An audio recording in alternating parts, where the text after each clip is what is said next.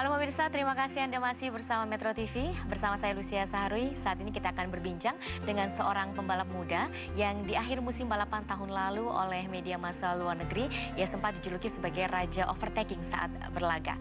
Sebagai pembalap muda Indonesia berusia 17 tahun, Sean telah membuktikan dirinya dalam menyelesaikan sesi kejuaraannya hingga 3 kali naik podium. Dan kini Sean telah tampil tercepat kedua pada babak kualifikasi dengan mengendarai jagonya ayam with Carlin Dallara Volkswagen. Nah, bagaimana ia melakukan semuanya ini, persiapan apa saja yang harus dilakukan selain harus menyelesaikan sekolahnya, dan apa yang menjadi pertimbangan Sean bergabung dengan tim Carlin. Langsung saja kita berbincang dengan Sean Gelael yang saat ini sudah berada di studio Metro TV. Halo Sean. Halo, apa kabar? Ini bagaimana nih, sudah menyelesaikan 9 dari 11 seri ya, dan sudah 3 kali naik podium. Apa sudah puas dengan posisi saat ini? Pasti orang tuh nggak pernah puas ya. Obviously di FIFT-nya kita bisa jauh lebih improve juga. Posisi championship-nya masih ke-17. But again, kita udah berapa kali di points and really strong seperti di Red Bull Ring dan di Norris Ring. Tapi juga we want more consistency dan mau lebih gimana ya, show the speed there di balapannya juga. Jadi ya hopefully di 2 balapan ke depan bisa top 5 finishes and hopefully masuk di podium lagi. Di balapan terakhir di Jerman kemarin, bisa cerita tinggal 1 poin lagi ya, tinggal 1 posisi untuk bisa dapat poin, itu bagaimana? Ya, di Nürburgring was a bit messy. I think it was one of yang paling balapan yang was tidak really memuaskan. messy. Yeah, pace-nya itu we had the pace untuk masuk ke top 10 di semua 3 balapannya. Balapan pertama kita 13 and udah battling for 8. And the speed was there, tapi akhirnya kita dapat drive-thru penalty because of the action yang sebelum balapan. Jadi ya, for me it was I think I should have got a fine daripada penalty. Tapi ya, because I was speeding in the pit lane pas mau ke gridnya, but then like itu the rules are rules, tapi ya again I think karena itu berlaku sebelum balapannya, jadi saya pikir you can jeopardize the race untuk hal yang sebenarnya balapannya sendiri belum mulai atau karena bukan di qualifying juga. Jadi ya anyways, kita dapat penalti dan akhirnya finish di belakang karena we went from last again ke 16. Jadi ya itu 1 balapan hilang lagi, dan balapan kedua kita juga I messed up qualifying. Start 17 di balapan 2 dan ketiga. Padahal pace-nya was really good. Di pace di balapannya we're top 8 lah pace-nya, and udah ke fighting for top 10 again, posisi ke-10, tapi akhirnya I had avoid an accident and I hit the wall a bit and then mundur lagi ke belakang and then try to fight again, and then I made a mistake. Aku turun lagi, bisa maju lagi, and then I was battling with Felix Morales and then tabrakan. Ya, jadi kalau kita lihat nih, kualifikasi cukup menentukan posisi nantinya ya. Nah, Sean melihat bagaimana apa yang harus dilakukan supaya bisa mendapatkan posisi yang baik pada saat kualifikasi? Ya, I think qualifying itu salah satu yang paling penting ya. If you start in the front, you have an easier race. Kalau start di belakang, because you're always battling di belakang, jadi ya nggak bisa lebih jauh, sulit, lebih susah, sulit ke depannya. Ya, it's not easy untuk qualifying di depan. Tapi itu dia yang dari awal musim sampai sekarang yang we're really struggling is the qualifying. Jadi ya memang to find the limit of the tire in a 20-minute qualifying session is really hard. Tapi itu dia yang kita harus find until now. Just to find the limit lebih cepat and really push. Semua orang push 100%, tapi ya maksudnya to find the limit earlier and to use every bit of road and baca track conditions-nya lebih cepat aja sih kayaknya. That's where we're lacking in qualifying. Ada masukan-masukan mungkin atau tips-tips dari teman setim seperti Tom dan juga Antonio yang memang posisinya lebih tinggi ya? Ya, dari setiap balapan dari seluruh tahun ini for sure mereka help us dari sisi balapannya sendiri, racecraft-nya, dari overtaking, defending, ke you know, even to your mind, kayak mentality, kalau memang it's not going your way, gimana cara recovernya, atau when it is going good, kenapa. Dan drivingnya sendiri waktu practice is a lot, testing, and balapannya juga, how to avoid the dirty air dari mobil depannya. Tapi in qualifying, I don't know, sampai now I'm really struggling, but we're working really hard. Sebelum ke Imola kita ada testing di Snetterton, jadi ya hopefully kita bisa benar-benar push on having a good qualifying. Oke, apa saja persiapan yang diperlukan jelang balapan nanti kita akan bahas ya, Sean, sesaat lagi pemirsa. Tetap di tempat Anda, kami masih akan kembali setelah pariwara.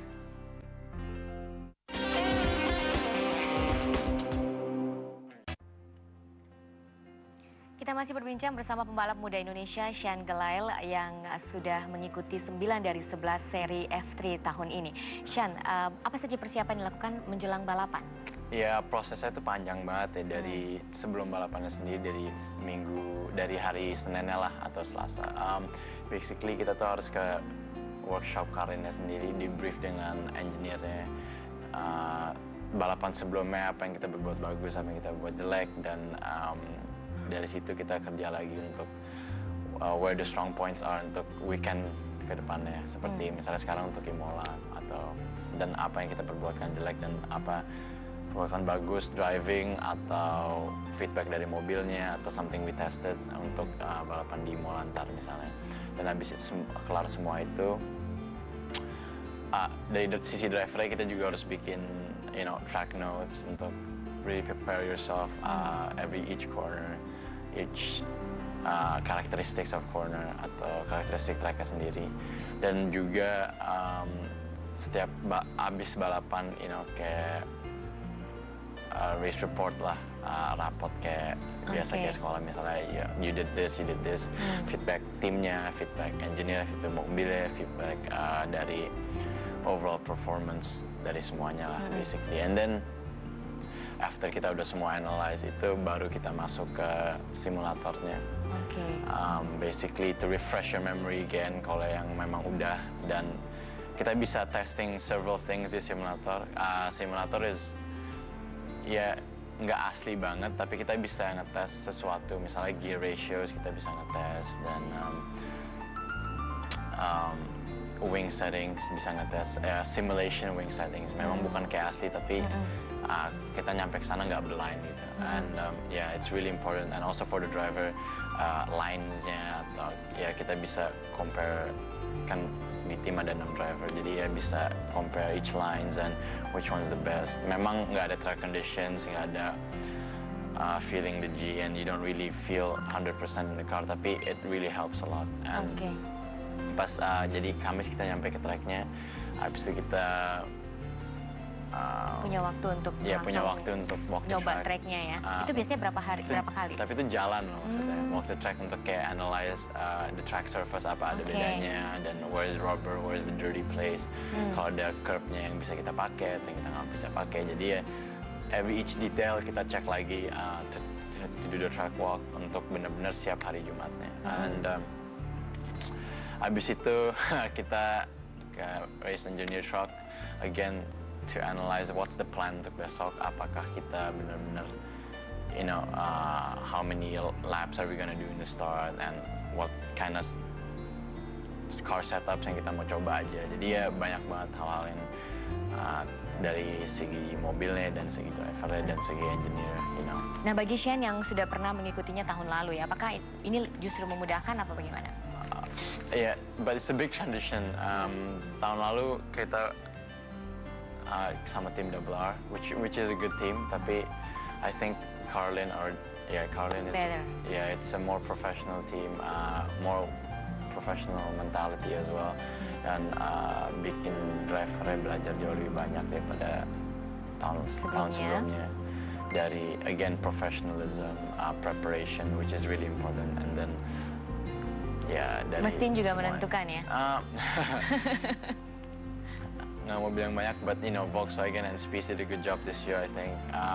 Tapi akhirnya it's still neck and neck, gimana Mercedes is leading the championship, Esteban Ocon.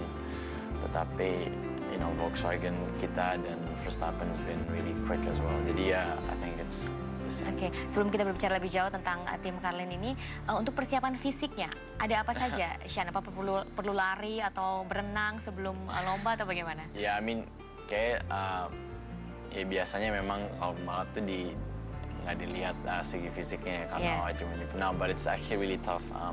Karena juga mobilnya kan banyak the G-force and the duration of the time. Misalnya kita balap 3 kali 35 menit, and it's really tiring. So because you focus every time. If you make a small mistake, then it cost a lot of time and then effort. Jadi ya benar-benar kita harus 100% all the time, and you really need to be fit on that. Jadi ya sebenarnya sih sama aja kayak atlet-atlet lain. Obviously setiap hari kayak basically it's 2 hours cardio and 2 hours strength and conditioning. Oke, tapi mungkin bukan hanya secara fisik, tapi secara psikis ya, secara mental juga itu perlu sekali ya persiapannya ya. Nah, musim balap tahun ini kan tim baru ya dengan Carlin Volkswagen ini. Nah, bagaimana proses adaptasinya dengan teman-teman setim baru? Apakah juga jauh lebih baik atau bagaimana? Iya, tahun lalu we don't really have teammates yang top teammates. Maksudnya mereka they're really good drivers, but semua baru masuk F3, saya, Antonio, dan Tatiana. Jadi ya tahun lalu was really tough dan kita nggak ada banyak reference kemana karena kita juga learning year last year. And then tahun ini ya juga learning year, but with a more developed team lah untuk for winning. And kita udah ada tahun ini kita jagoan ayam ada 3 pembalap dan Carlin juga ada 3 pembalap. Jadi ya together we have 6 drivers dan 6 really competitive drivers yang mau menang semua. And that's a good mentality, and yang paling pentingnya itu kita semua trying to develop a good car untuk kita semua bisa menang, and then the best driver wins. But in the end we want to have a really good car to develop, and kita as a team mau improve the car, improve every single detail untuk dia bisa menang. Tapi juga dapat masukan dari exactly. That's what I'm saying. Dari masukan each and every one of the drivers, dari saya, dari Tom, dari Antonio, dari Jake, Jordan, dan Ed, itu semua kita trying to develop the car, dan you have their data. Jadi ya every single corner, misalnya kalau dia yang paling kalau dia tercepat, kita bisa tanya.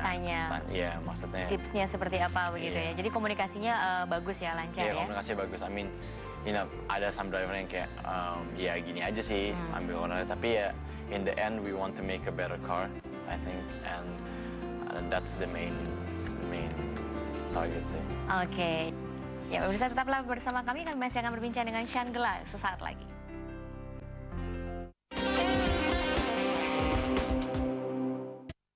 Ya, kami masih berbincang dengan Sean Gelael, pembalap muda Indonesia yang saat ini sedang mengikuti F3.